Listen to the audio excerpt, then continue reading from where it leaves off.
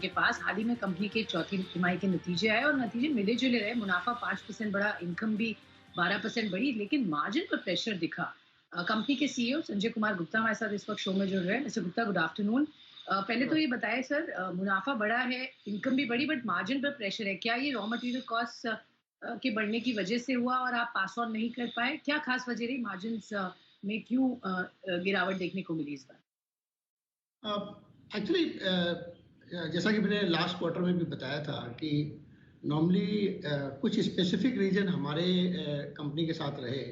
North east में actually नवंबर के महीने में हमने ये देखा था कि मेघालय में हमारे जो दो मेजर ब्रिज थे वो डैमेज हो गए थे, जिसकी वजह से बेसिकली उसका दो इम्पैक्ट पड़ा। एक हमारी क्लिंकर सप्लाईज पे इम्पैक्ट पड़ा और हम नवंबर से लेके जनवरी एंड तक ऑलमोस्ट कोई भी क्लिंकर की सप्लाई बहुत ही कम कर पाए।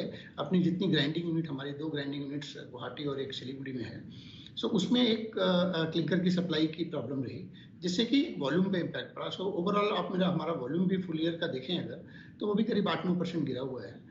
उसका दूसरा इम्पैक्ट ये पड़ा कि उससे फ्रेट कॉस्ट बहुत बढ़ गए। तो जो थोड़ा छोटे ब्रिजेस हैं जिनसे कि थोड़ी बड़ी क्वांटिटी आ रही थी, उस क्वांटिटी के फ्रेट कॉस्ट बहुत बढ़ गए। तो उसका एक इम्पैक्ट डेफिनेटली इस बार की मार्जिन, चौथे क्वार्टर के मार्जिन में भी देखने को मिला है। और एक पीपी बैग के प्राइसेस भी बहुत बढ़ गए हैं। ऑलमोस्ट 50 से 60% पीपी बैग के प्राइसेस में इम्पैक्ट आया है। उसका भी इम्पैक्ट देखने को मिला है। Otherwise other raw material cost जो भी हैं, चाहे वो लाइमस्टोन की कॉस्ट हो या फ्यूल कॉस्ट, हमारे लिए मोर और लेस स्टेबल रहे हैं। ऑलराइट, तो ये तो कुछ कारण थे जिनकी वजह से मार्जिन पर असर पड़ा। सर, अब आगे किस तरीके का आउटलुक है? डिमांड भी हम देख रहे हैं शायद यहाँ पर बेहतर होते हुए, बट आपका क्या अंदाजा है? Real estate, construction, infra slowly gear up कर तो रहा है, बट वाकई क्या डिमांड ऑन ग्राउंड स्ट्रॉन्ग दिख रही है? उसमें कंसिस्टेंसी दिख रही है, पहली बात। और दूसरी, प्राइस को लेकर आपको लगता है अभी रूम है प्राइस बढ़ाने का? कुछ प्राइस हाइक्स और आ सकते हैं? देखिए, अभी डिमांड तो अच्छी है। मैं अगर ओवरऑल FY21 की बात करूं नॉर्थ ईस्ट में भी, तो सरप्राइजिंगली नॉर्थ ईस्ट की टोटल डिमांड करीब 7-1% बढ़ी थी, जो कि ऑल इंडिया के कि लार्जली फ्लैट या 1-2% की ग्रोथ ही ऑल इंडिया सीमेंट डिमांड में आई थी। But north east and even east में, बंगाल बिहार में भी ओवरऑल जो डिमांड थी वो करीब 5 से 6% बढ़ी है।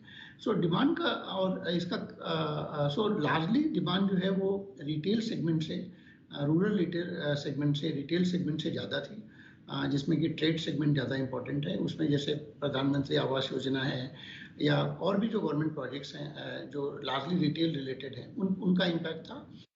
ओवरऑल जो गवर्नमेंट सेक्टर हैं, जैसे कि जो लार्ज इंफ्रा प्रोजेक्ट्स हैं, उसमें भी डिमांड अच्छी रही थी। तो हमारी उम्मीद ये है कि गोइंग फॉरवर्ड ऑल्सो जरूर ये कोरोना की सेकेंड वेव की वजह से थोड़ा जो है अभी अप्रैल और मई के महीने में हमने थोड़ा स्लो डाउन जरूर देखा है, बट हमारी उम्मीद ये है कि ओवरऑल सीमेंट की डिमांड अच्छी रहेगी। और आने वाले FY22 के अंदर में हम ओवरऑल डिमांड इससे भी बेटर, जो 1-2% की ओवरऑल ऑल इंडिया ग्रोथ हमने देखी, उससे बढ़िया ग्रोथ हम देखेंगे। और प्राइसेस? जी हाँ, दूसरा प्राइस का सवाल किया। सो प्राइस में अभी तक देखिए प्राइसेस स्टेबल हैं। अगर आप Q4 की बात करें तो Q4 में भी प्राइसेस मोर और लेस स्टेबल ही थे। अभी अप्रैल और मई के महीने में प्राइसेस स्टेबल ही रहे हैं। हाँ, जरूर अभी बारिश का एक सीजन चालू हो रहा है, मानसून आ जाएगा। सो करीब जून के बाद जुलाई, अगस्त, सितंबर, ये क्वार्टर डेफिनेटली बारिश से इम्पैक्टेड रहते हैं, तो इसमें प्राइसेस थोड़े से सबड्यूड रहेंगे। बट मेरी उम्मीद ये है कि डिमांड को देखते हुए after second quarter, third fourth quarter में प्राइसेस इससे बेहतर ही रहनी चाहिए। ओके, प्राइस थोड़ी सी यहाँ से बेहतर हो सकती है, ऑफकोर्स थोड़े टाइम तक स्टेबल रहेंगे।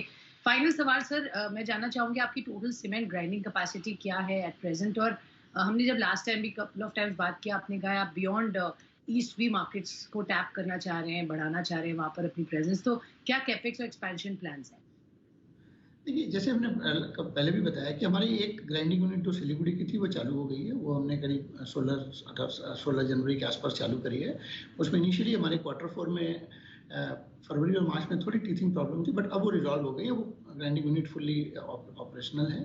सो इस FY22 में हमारी उम्मीद है कि हम बेहतर टॉप लाइन या वॉल्यूम के नंबर बेहतर रिपोर्ट कर पाएंगे।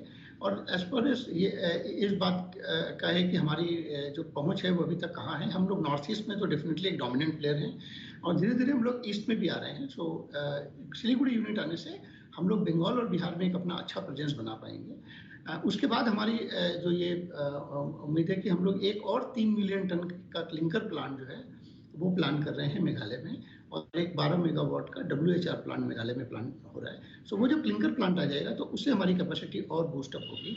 अभी हमारी ग्राइंडिंग कैपेसिटी 5.7 मिलियन टन है हमारे पास, लेकिन क्लिंकर सिर्फ 3 मिलियन है। सो नया 3 मिलियन का क्लिंकर आने से 6 मिलियन क्लिंकर हो जाएगा। सो उससे हम लोग और भी ग्राइंडिंग प्लांट्स जो हम बिहार या दक्षिणी पश्चिम बंगाल की तरफ देख रहे हैं वहां पर भी हम प्लांट लगा पाएंगे, सो दैट हमारी प्रेजेंस जो है बंगाल और बिहार मार्केट में अच्छी होगी। Okay, alright.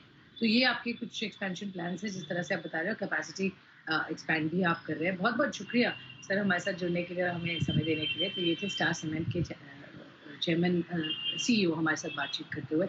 स्टॉक में भी देखिए दिन के हाई पर इस वक्त ट्रेड करता हुआ 2.5% की तेजी के साथ, अच्छे नंबर्स की वजह और आगे के आउटलुक पर चर्चा। चलिए एक छोटा सा ब्रेक।